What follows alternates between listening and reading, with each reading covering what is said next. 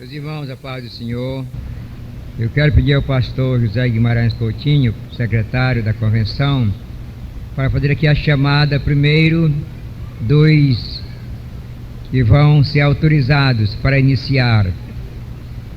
Mas antes queremos dizer que esses dias de convenção decorreram aqui sob o eficiente cuidado da igreja, os pastores, Boaventura, Francisco Raposa, os Chaves e outros cooperadores, membros e congregados, quanto não sabemos mencionar e nem enumerar, que cooperaram e foram motivo da realização convencional nesta cidade, que de fato quase 600 foram inscritos como participantes da convenção.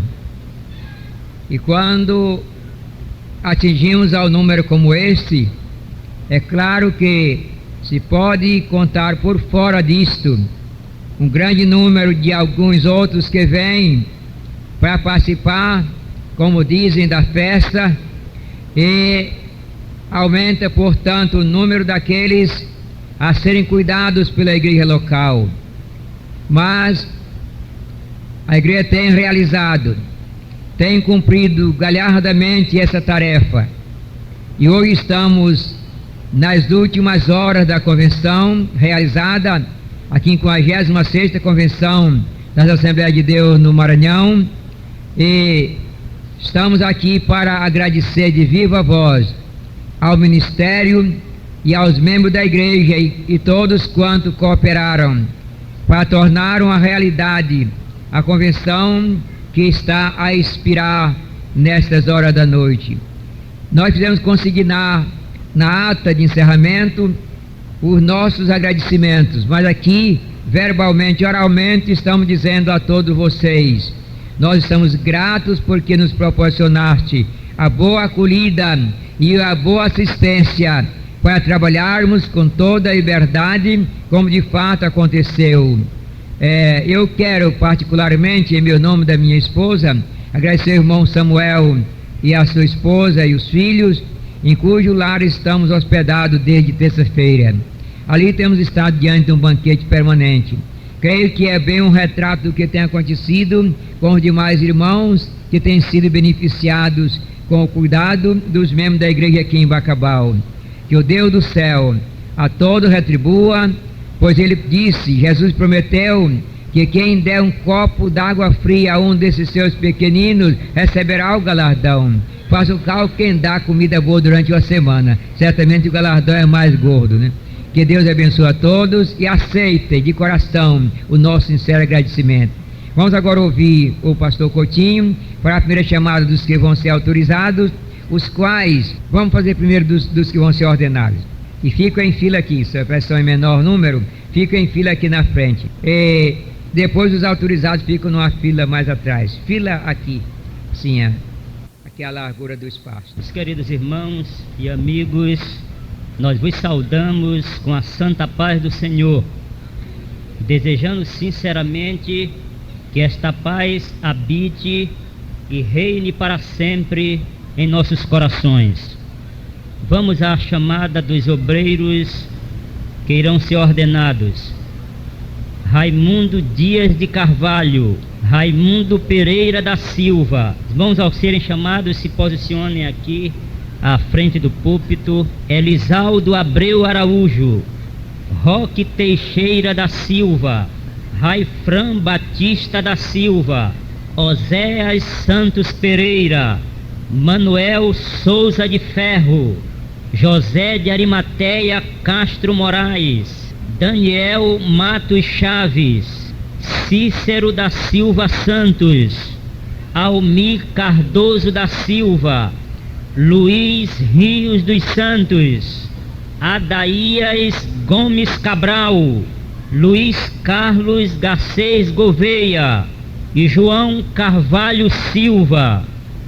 Estes são os obreiros que foram separados para ordenação. Vamos aos obreiros que estarão sendo autorizados. Ao serem chamados, também se posicionem aqui na frente do púlpito: João Batista Abreu, Josias Barros dos Santos, José Carlos Moraes Santos Rabelo, Geovane Barros da Silva, Aldemir de Souza Melo, Antônio Araújo de Souza, Edmilson Araújo Costa, Antônio Sivaldo Oliveira Lopes, Adaías Viana de Souza, Francisco de Assis Gonçalves de Araújo, José do Espírito Santo Oliveira Ferreira, Juvencio Alves Lima Neto, Josimar Lima Silva, Francisco Miguel Borges Cerejo, José de Deus Rios dos Santos,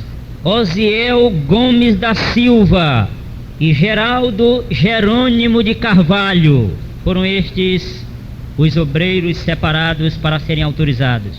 Por favor, voltem à frente para cá agora, e nós vamos ler aqui um trecho da palavra de Deus para falar para todos. É claro, todos vão ouvir, mas o endereço direto é o candidato que está ingressando no ministério como ordenado ou como autorizado, explicando que os que iniciam são autorizados a exercer funções ministeriais. Não digamos tanto em caráter experimental, porque nos inclinamos a confiar e confiamos nos irmãos, mas se experimental no sentido de dar a eles o tempo necessário para obterem a experiência necessária. E aqueles que já há algum tempo estão servindo, nada menos de um ano estão servindo, se obtiveram o testemunho favorável dos que os conhecem, estão sendo ordenados em caráter definitivo. Há um dito que não é correto. Se diz que o fulano foi consagrado a pastor. Eu não digo assim. Pastor, profeta, evangelista, ou seja, apóstolo, profeta, evangelista, pastor e mestre são mencionados na Bíblia como dons de Deus para o ministério, dádiva de Deus, homens dádiva de Deus para o ministério. A igreja reconhece aquilo que se considera vocação divina e ordena para o ministério. É claro que a cerimônia aqui não torna uma pessoa automaticamente um pastor ou automaticamente um evangelista. São dons de Deus, e a Bíblia é clara em mostrar que os dons têm um caráter progressivo. O apóstolo Paulo, em 1 Coríntios 12, 13 e 14, disse: alguém aspira a dons espirituais, procure progredir nele para a edificação da igreja. O apóstolo São Paulo, escrevendo a Timóteo, diz que rogo-te que reavive, ou recomendo-te que reavives o dom de Deus que há em ti. Portanto, o dom, quer de pastorear, quer de evangelizar, que é o que se espera e pode haver numa pessoa só. E nós vemos o exemplo de Paulo, que reunia na sua pessoa os 5 dons ministeriais. Ele era apóstolo, ele era profeta, ele era evangelista, porque foi o missionário da maior notabilidade. Ele era um pastor, porque era muito zeloso pela doutrina, e era um mestre, que era um profundo ensinador. Não significa que alguém é estritamente um pastor ou estritamente um evangelista. Pode ser consagrado e pode ser autorizado e não ser nada disso, se não tiver o dom de Deus, porque não é por força e nem por violência, diz a Bíblia, diz o Senhor, mas pelo meu Espírito, diz o Senhor dos Exércitos. Com esse preâmbulo, essa introdução, queremos convidar a atenção dos novos obreiros para o texto que vamos ler, em 1 Timóteo, capítulo 3, versículo 1 ao 7. Diz assim: fiel é a palavra. Se alguém aspira ao episcopado, excelente obra almeja. É necessário, portanto, que o bispo é o mesmo presbítero, é o mesmo ancião da Bíblia, que a Igreja Católica hoje adotou como sendo um posto muito elevado, mas é um servidor, é o que diz a Bíblia, não é? que o bispo seja irrepreensível, esposo de uma só mulher, temperante, sóbrio, modesto, hospitaleiro, apto para ensinar, não dado ao vinho, não violento, porém cordato, inimigo de contendas, não avarento, e que governe bem a sua própria casa, criando os filhos sob disciplina, com todo respeito. Pois se alguém não sabe governar a sua própria casa, como cuidará da igreja de Deus? Não com testemunho do de fora, a fim de não cair no opróbrio e no laço do diabo. Até o versículo 7. Meus irmãos, nós temos aqui uma doutrina bem clara, uma mensagem bem clara. E no texto, nós podemos extrair do texto 3 temas em relação ao obreiro: o homem que governa-se a si mesmo; segundo, o homem que governa a sua própria casa; e terceiro, o homem que governa a igreja de Deus. É isto exatamente o que é requerido de cada um dos senhores que aqui estão para receberem a incumbência, grande incumbência do ministério sagrado, o ministério de ministrar coisas espirituais e eternas. Nós sabemos, e todos devem saber, um trabalho espiritual, um homem o realiza até ao nível da sua espiritualidade, nada mais adiante, nada além disso, porque está escrito que não é por força e nem por violência, mas pelo meu Espírito, diz o Senhor. Jesus mesmo disse: sem mim nada podeis fazer. Também está escrito em João 3, 27, o homem nada pode receber sem que do céu não lhe seja dado. Também está escrito em Zacarias 1,17, toda boa dádiva e todo dom perfeito vem do alto, descendo do Pai das luzes, em que não pode existir variação ou sombra de mudança. Daí se vê que o obreiro ou é um dependente de Deus, ou dá prioridade ao Espírito de Deus na sua vida, ou é um candidato a ocupar o lugar de outrem. É um candidato a ocupar uma posição sem cumprir a missão. Por isso, começa aqui por dizer: fiel é a palavra.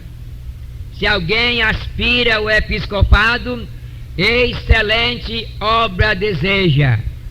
Notem bem, se alguém aspira ao episcopado, excelente obra deseja. E nós sabemos que para realizar uma excelente obra é necessário um excelente homem.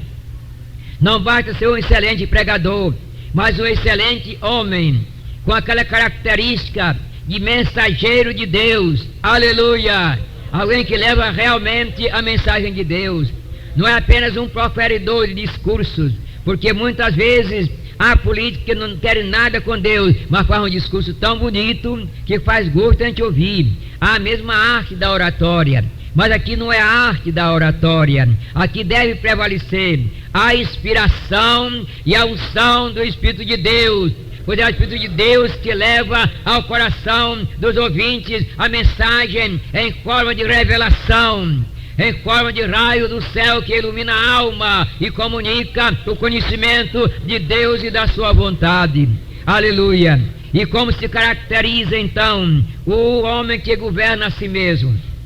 Observem, não estamos imaginando um conceito, estamos pregando o que diz a palavra de Deus. E esse homem que governa a si mesmo primeiramente, é necessário, portanto, que o bispo seja irrepreensível. Só é irrepreensível quem governa-se a si mesmo. Irrepreensível, esposo de uma só mulher, temperante, sóbrio, modesto, hospitaleiro, apto para ensinar, não dado ao vinho, não violento, porém cordato, inimigo de contenda, não avarento. Essas coisas onde quer que elas existem, onde quer que se manifestem essas qualidades, estão a dizer: aí está um homem que não tem domínio de si. E Paulo, escrevendo a Tito e indicando as características, o perfil do obreiro do Senhor, ele diz que aqueles que são amantes de si não servem para serem obreiros do Senhor, não servem para serem pregadores do Evangelho. Portanto, um homem que governa-se a si mesmo. Imaginemos que a pessoa vai dirigindo um carro. O carro é uma beleza, mas pode, se perder a direção, pode fazer vítimas a qualquer momento. Ninguém mais do que um mau obreiro para prejudicar a igreja, meus irmãos. Eu digo aqui baixinho, para Deus e o mundo ouvir. Ninguém mais do que um mau obreiro para prejudicar a igreja. Diz um crítico em ciência médica que o pior mal para uma pessoa, para a saúde de uma pessoa, é um mau médico. E é lógico, o médico indica ou passa remédio contraindicado, ele apressa a morte da pessoa. O obreiro que falha na sua missão, ele causa prejuízo à igreja. Por isso Deus requer de cada um de vocês agora, nesse momento, uma decisão segura. Senhor, eu entrego a Ti a minha vida, para que o Teu Espírito tenha toda a prioridade, toda a liberdade de governá-la, e que eu seja semelhante a um instrumento nas Tuas mãos, que possas usar-me para a realização da Tua obra e para a glorificação do Teu nome. Aleluia. Eu li de John Wesley, ele diz: quando o ministério impôs as suas mãos sobre mim, se o meu vil coração não me engana, eu entreguei todo o meu ser ao Senhor para servi-lo sem reserva por todos os dias da minha vida. E de fato, a vida dele passou e a história foi pródiga em registrar o seu poderoso ministério exercido para a salvação de muitos milhares de almas. Diz a história que ele, de tanto falar, ficou com os pulmões avariados, mas com tanta unção falava. Naquele tempo não tinha isso aqui. Eu mesmo cheguei a pregar 15 anos sem pegar no gogó de um microfone. Naquele tempo de Wesley também não tinha, mas ele era ouvido a distância de 2 quilômetros. Tão grande era o poder da unção que levava longe a mensagem. Meus amados irmãos, o Espírito Santo é divino, o Espírito Santo é maravilhoso, e quando a pessoa entrega a sua vida nas suas mãos, ele pode usar de modo maravilhoso para o bem da sua obra e para a glória do seu nome. Aleluia, aleluia. Mas, meus amados irmãos, a graça de Deus, antes de se manifestar para que nós tenhamos um ministério operoso, deve se manifestar para que nós tenhamos uma vida digna do ministério. O Espírito Santo, antes de fazer de nós um pregador, ou de algum de nós um pregador, faz de nós um homem capaz de pregar verdade divina. Glória a Deus. Pregar verdades que podem resultar da libertação de uma pessoa da escravidão, de vícios, de imoralidades, e torná-lo um santo, capaz de chegar ao céu e participar da glória de Deus. Mas é necessário observar isso aqui. Isso aqui deve ser decorado por cada um obreiro para ter em mente e pôr em prática. Diz aqui, temperante. Temperante é a pessoa que se domina a si mesma. Os intemperantes são como a palha levada pelo vento. Sóbrio é a pessoa que não procura exibir-se, é a pessoa que não busca luxo e ostentação. Modesto é a pessoa que não destaca as suas virtudes, não fala delas, não se gaba, mas deixa que todo mundo veja na sua vida a realidade de uma vida pautada nos moldes divinos. Hospitaleiros já sabem, não somente o que hospeda, mas trata da hospitalidade, ato para ensinar, e há uma regra infalível, uma regra áurea e uma regra única: ninguém ensina o que não sabe. Para ensinar, para saber, a primeira coisa é aprender. Se não aprende, não sabe, não ensina. Portanto, é necessário que não somente observeis a Bíblia quanto ao comportamento, mas também quanto à responsabilidade de vos empenhardes para progredir no conhecimento das coisas de Deus. É o fim quando a pessoa chega a pensar que sabe alguma coisa. Eu sei já alguma coisa. Chegou ao fim. A medida encheu. A medida era tão pequena que encheu logo. Quando a medida é grande, cabe muita coisa. E Paulo fala nesse sentido, disse: dilatai-vos, aleluia, dilatai-vos, deixa caber mais e mais e mais, contando que não espoque, contando que não venha uma explosão, não é? Esse é o homem que governa a si mesmo. E segundo, o homem que governa bem a sua casa.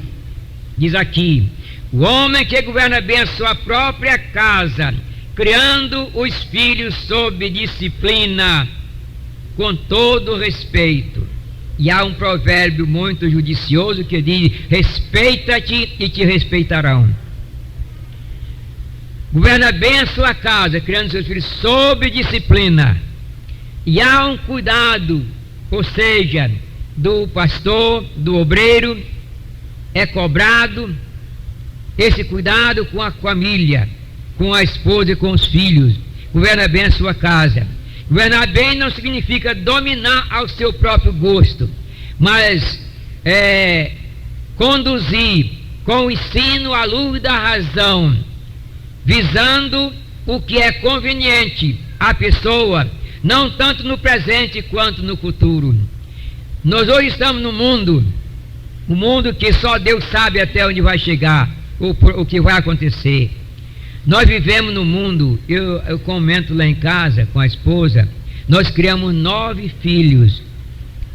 9 filhos. Um dia eu desafiei a igreja em São Luís, eu digo: irmãos, nós criamos 9 filhos aqui. Levante alguém e diga que alguém já viu o nosso filho correndo no meio do tempo para lá e para cá. Levante alguém e diga se algum dia viu isso. Nunca ninguém viu. Ele era ensinado em casa para ficar ali no seu lugar quietinho. Podia dormir. O Samuel, o mais velho, que tem sido um prazer na minha vida, nunca, graças a Deus, tem uma vida muito equilibrada. Ele ia para o culto, era o primeiro que chegava no culto. Chegava a sentar lá no banco na frente, onde disse que era para ele sentar, e ele ficava, tomava os cochilos dele, ia lá, cochilava, tornava a acordar, e assim foram criados todos na palavra do Senhor. Hoje não. Está dizendo: não faça isso, menino, e continua fazendo. Não faça, e continua fazendo. Não faça, e se volta contra a gente. Eu tenho visto isso. Talvez está faltando alguma coisa. A Bíblia ensina tão bem como fazer isso, como ensinar, como disciplinar os filhos. Disciplinar não significa somente com pancada, mas com o ensino da palavra de Deus. E governa bem a igreja de Deus. Como é que governa bem a igreja de Deus? Eu não saberia expor os parâmetros corretos ou os melhores para esse governo da igreja de Deus, mas não precisa que eu invente nada, não precisa uma criatividade minha. Está tudo isso redigido na palavra de Deus, e nós vamos ler aqui com clareza o que está escrito pelo apóstolo Pedro na sua primeira epístola, no capítulo 5, começando com o versículo 1, onde diz assim: rogo, pois, aos presbíteros que há entre vós, eu, presbítero, com eles, e testemunhas dos sofrimentos de Cristo, e ainda co-participante da glória que há de ser revelada. Pastoreai o rebanho de Deus que há entre vós, não como por constrangido, mas espontaneamente, como o calor aqui está de verdade, né? Não como constrangido, mas espontaneamente, como Deus quer, nem por sorte da ganância, mas de boa vontade, nem como dominador do que vos foram confiados, antes tornando-vos modelo para o rebanho. E logo que o Supremo Pastor se manifestar, recebereis a inacessível coroa de glória. Amém. Aqui está dito muito claramente. O apóstolo destaca aqui várias coisas. Primeiro, não for constrangido. Eu não vou trabalhar porque eu sou pastor. Eu vou trabalhar porque amo a causa do Senhor. Porque Ele pôs na minha alma esse desejo, não de ser pastor, mas de ser um mensageiro da salvação eterna, de levar a palavra de Deus, não constrangidos, nem por sorte da ganância. Sorte da ganância se pode dizer, desesperado desejo de ganhar dinheiro. Não, não é por isso. Não é por isso. O ministério não é meio de ganhar vida, é meio de ganhar alma. É certo que está escrito que o trabalhador é digno do seu salário. E a igreja tem provado, tem demonstrado isso, que não quer os seus pastores passando miséria. Isso já está sendo demonstrado pela igreja. Porém, é saber situar-se na circunstância que se lhe deparar na jornada do ministério. Não exigir o que não é possível, ou não, como diz aqui, não por sorte de ganância, nem como dominador do que vos foram confiados. De Jesus está dito que todos os que ouviam ficavam dominados por ele. Notem bem, não diz que Jesus os dominava, eles ficavam dominados por ele. Como era? Que diz o contexto? Jesus passava a noite no monte de oração. De madrugada vinha para o templo. E disse às multidões, madrugavam para vir ao templo para ouvi-lo. E os que ouviam ficavam dominados por ele. Aleluia! Isso é bom. Quando a mensagem que o irmão prega faz a pessoa ficar dominada. Aqui é a verdade, essa é a verdade, essa é a verdade. Não tem mais para onde ir. Encontrei a verdade para a minha salvação. É isso que Deus quer e ensina aqui, através dessa recomendação, nas palavras do apóstolo São Pedro. E mais, antes tornando-vos modelo para o rebanho. E aqui vem o provérbio. Mais pode a força do exemplo do que o exemplo da força. O exemplo da força sabe como é. Pega, sujiga, quer dominar. Mas a força do exemplo cativa, atrai, inspira, anima, aleluia. E o nosso Salvador, ele foi o mestre nessa matéria. Ele não somente disse, aprendei de mim que sou manso e humilde de coração, mas também disse, eu vos dei exemplo para que como eu fiz, façai vós também. Aleluia. Então diz aqui, não como dominadores, mas servindo de modelo para o rebanho. E agora a promessa. E logo que o Supremo Pastor se manifestar, recebereis a imarcessível coroa de glória. Aleluia. Supremo Pastor. Supremo Pastor. Quem é o Supremo Pastor? Quem é, irmãos? Jesus. Ele é o Supremo Pastor. Ele é chamado o Bom Pastor. Ele disse, mostrou a sua identidade. O Bom Pastor. E alguém podia perguntar, por que você diz isso? Ele diz, o Bom Pastor dá a sua vida pelas suas ovelhas. E ele deu a sua vida. Então ele mostrou a identidade de um bom pastor. Meus amados irmãos, o mínimo que é exigido de vocês é fazer cada um que pode. Cada um que pode. E não é favor, é obrigação. E hoje, eu tenho dito, os obreiros de hoje não precisam mais fazer sacrifício. Ou seja, a época já não existe sacrifício. Sabe por quê? Porque está muito diferente de hoje. Tem desses que conversa com poucos tempos, já tem o seu carro, tem geladeira boa, e a vida hoje já está bem diferente, meus irmãos. Não vou nem dizer como foi que eu comecei, como foi que eu andei, mas naquele tempo ainda era muito diferente, muito mesmo. Ou trabalhava para servir a Deus somente sem pensar em dinheiro, ou então não trabalhava porque não tinha. O meu campo, que era um percurso de 300 quilômetros que eu fazia sempre durante 7 anos, sempre a pé com a maca na costa, a região mais distante, eu visitei 9 meses consecutivos, sem nunca ver a cara de um centavo. Era assim naquele tempo. Hoje está bem diferente, é quase muito asfalto, tudo bem, melhorou 99,9% daqueles tempos passados. E já não estou falando dos tempos de Daniel Berg e Gunnar Wingren, que está certamente era o mais duro, não é? No meu tempo ainda havia oposição, ainda havia ameaça, ainda podia ver, como eu vi, peguei pregar 40 minutos, um paraibano muito corado, com um facão colino em cima da perna, me xingando, mandando eu calar, me chamando de mentiroso. E quando eu fiz o apelo, então se levantou para me fazer silenciar. Mas Deus tinha me revelado tudo, já sabia o que ia encontrar na viagem. Disse umas palavras para ele, não vou dizer quais foram. E o homem começou a tremer, e amarelou, e voltou, e saiu correndo, e correu para muito longe. E com ele o grupo que veio para completar a tarefa, correu também e foi embora. Cheguei a ser pegado pelo braço, com um revólver aqui. Se você pregar hoje, ele arranca o tambo da cabeça com a bala. Mas ninguém me arrancou o tambo da cabeça, ninguém me deu uma azunhada. Outras ameaças sérias que a gente encontrava. De chegar na cidade, como aconteceu comigo na cidade de Zuluzilândia, eu vi durante 2 horas o padre no alto-falante a gritar abaixo com o protestante, fora daqui com esse herege, onde a maçã ia tirar o protestante da nossa cidade. Naquele tempo era assim, precisava algum sacrifício. Hoje não tem mais. Hoje nós temos a nossa Constituição dizendo: é assegurada a liberdade de consciência e de crença e o exercício do culto religioso, e até assegura-se a garantia aos locais dos cultos. Temos toda a garantia. Só uma pessoa muito ignorante hoje pode ir com pilhéria com o pastor, mas as pessoas de bem respeitam. Hoje mudou muito e estamos no ponto que é fácil a gente dormir, não é? Porque é quando o travesseiro é macio que a gente dorme, não é isso? Mas é o tempo de vigiar, porque uma coisa se diga: não foi a espada de Nero, não foi as fogueiras do Império Romano, não foi a tortura da época do comunismo que impediram a marca do Evangelho. Quanto mais perseguição houve, quanto mais tribulação enfrentaram, tanto mais se entregaram nas mãos de Deus, e tanto mais o Espírito Santo operou poderosamente, e tanto mais almas foram salvas para o reino de Deus.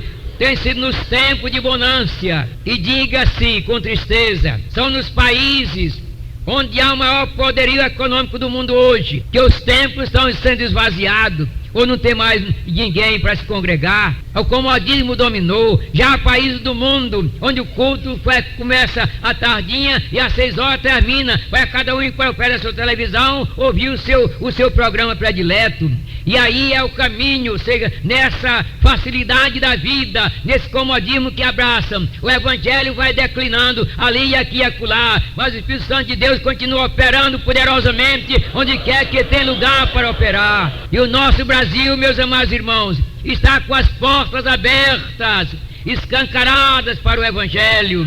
O que é necessário é pregar a palavra na unção do Espírito e ilustrá-la com uma vida irrepreensível, uma vida, tal como diz aqui, que tenha bom testemunho de fora, para que não caia em tentação e no laço do diabo, testemunho de fora. Mas Jesus preveniu o sentido. Ele disse que: bem-aventurados sois vós quando vos perseguirem, injuriar e mentindo disserem todo mal contra vós por minha causa. Notem as chaves da entrada no assunto, né? Quando disserem todo mal contra vós, vos perseguirem, injuriarem e mentindo disserem todo mal contra vós por minha causa. Quando falando a verdade disserem mal contra nós por nossos erros, não somos bem-aventurados não, estamos sendo de tropeço. Mas quando vivendo uma vida pautada na palavra de Deus, irrepreensivelmente, sendo exemplo do rebanho, tendo bom testemunho de fora, quando alguém fala alguma coisa má, alguma coisa torpe, até mesmo entre as pessoas que não são crentes, tem quem reprove,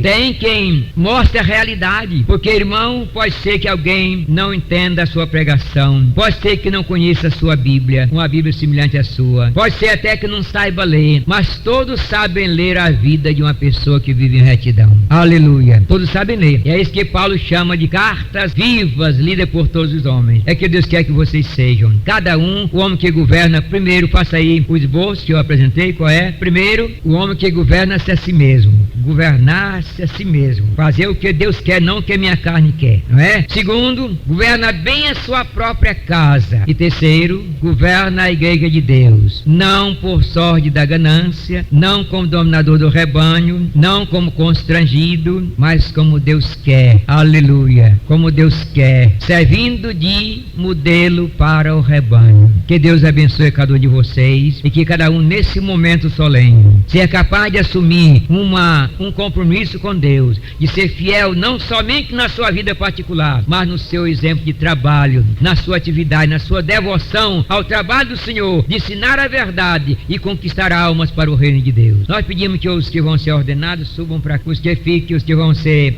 autorizados, cheguem mais para frente logo depois e se ajoelhem aí. Pastor Boaventura, convidar o pastor Boaventura para chegar aqui à frente e orar por eles. Chegue lá mais perto, bom. Aleluia. Ora por eles aí.